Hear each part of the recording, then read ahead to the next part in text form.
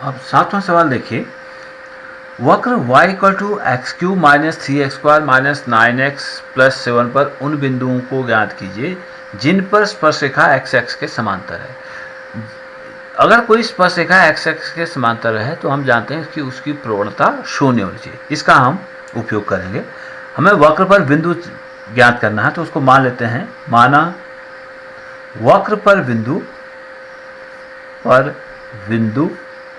x0 y0 है।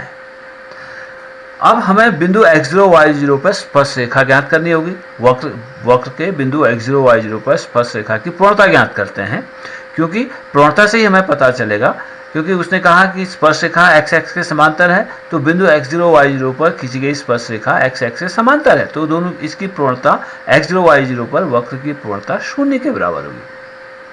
तो प्रवणता निकलेगी फर्स्ट डेरिवेटिव से, तो dy/dx निकालते हैं पहले। 3x² minus 6x minus 9। अब dy/dx एट x इक्वल, क्योंकि ये dy/dx चर x पर निर्भर करता है, तो x0 पॉइंट से हमें मतलब है eight x equal to x0। तो x इक्वल टू x0 पर स्पर्शरेखा की प्रवणता ये हो जाएगी 3x0² माइनस 6x0 माइनस 9। स्पर्शरेखा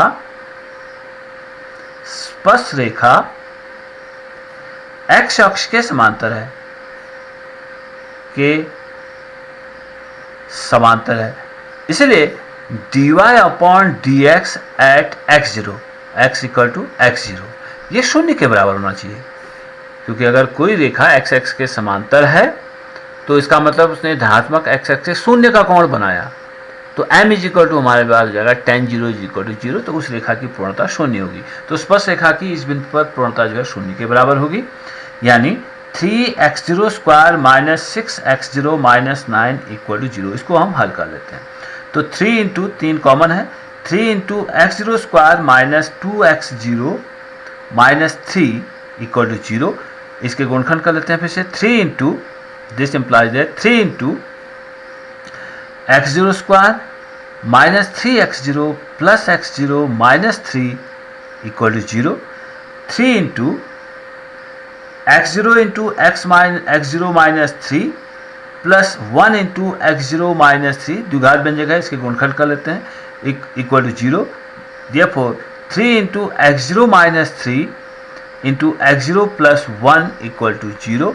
इसलिए x equal to 0, sorry x0 equal to 3, पहले व्यंजक से मिला x0 माइनस 3 इक्वल टू 0, यानी x0 इक्वल टू 3, या x0 प्लस 1 इक्वल टू 0, यानी x0 इक्वल टू माइनस 1। ये दो बिंदु मिले, तो इनके संगत हम y के मान ज्ञात कर सकते हैं। तो बिंदु हम कह सकते हैं, बिंदु x0 आपको जब x0 इक्वल टू 3, तो आप y0 का मान ज्ञात करिए इस समीकरण में ज्ञात रख के।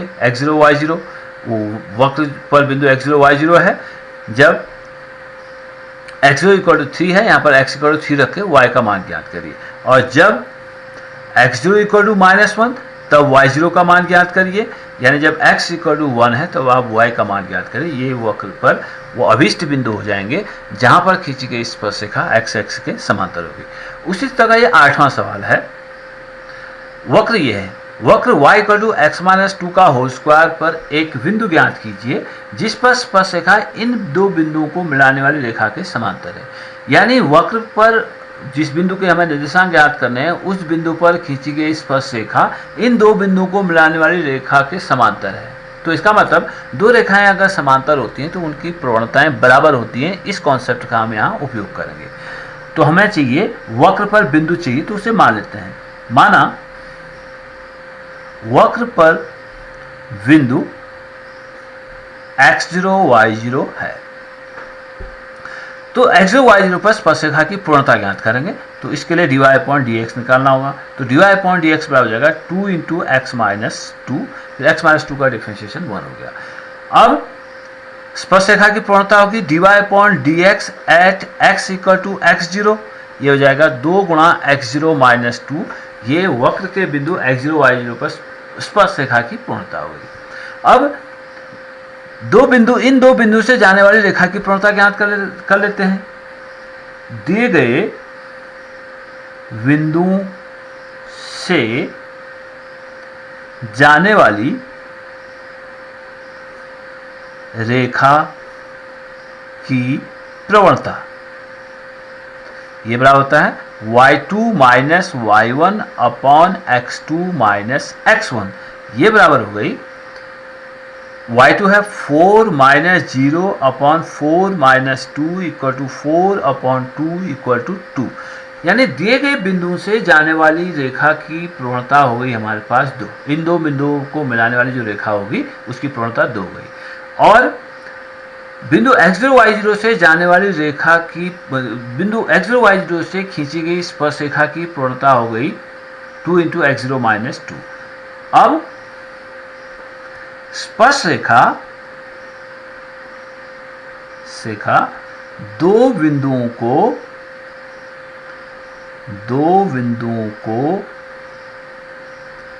मिलाने वाली रेखा के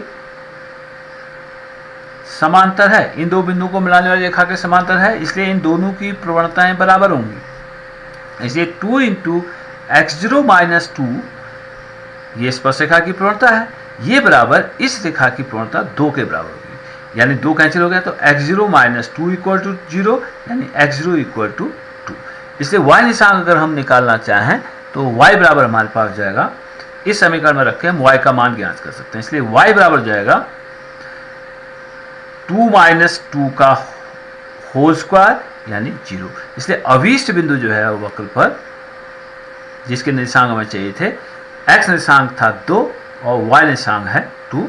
इसलिए 2 शून्य पर खींची गई स्पर्श रेखा इन दो बिंदुओं को मिलाने वाली रेखा के समांतर होगी। अब इसी का नवा सवाल देखिए, वक्र पर उस बिंदु को ज्ञात कीजिए। सब एक जैसे सवाल है।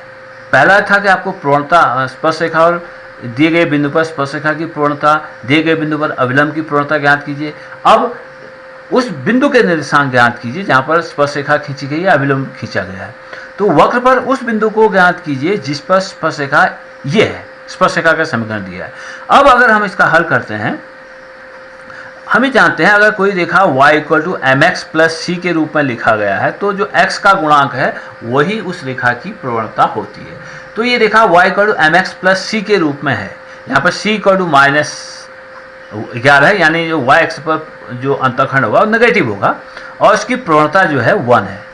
तो स्पर्श रेखा की प्रवणता, स्पर्श रेखा की जो प्रवणता है वो बराबर है 1, m इज इक्वल टू 1 है।